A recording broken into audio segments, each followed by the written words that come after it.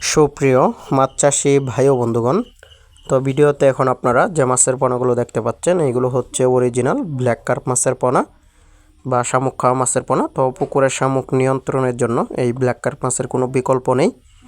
পুকুরের তল দেশের যত ময়লা খাবার আছে সব খাবার খেয়ে থাকে এই ব্ল্যাক কার্প মাছ। শামুক, ঝিনুক থেকে শুরু করে সকল প্রকার ময়লা খাবার খেয়ে কিন্তু এই মাছগুলো পুকুরে বেশ বড় হয়ে থাকে। আপনারা যদি চান আপনাদের পুকুরে এই ধরনের ব্ল্যাক কার্প মাছ চাষ করতে, তাহলে কিন্তু আমাদের কাছ থেকে অরিজিনাল ব্ল্যাক কার্প মাছের পোনাগুলো নিতে পারেন।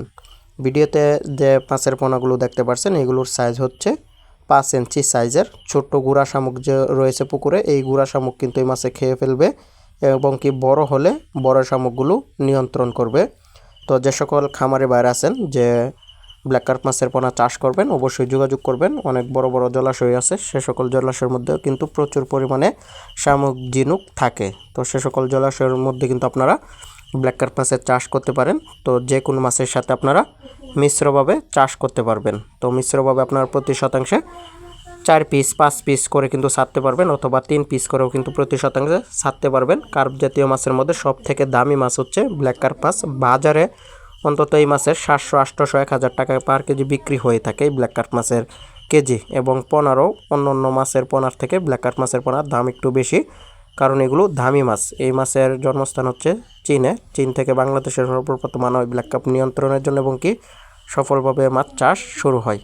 তো পরবর্তীতে আমাদের দেশে কিন্তু ছড়িয়ে গেছে এই মাছের বংশবিস্তার।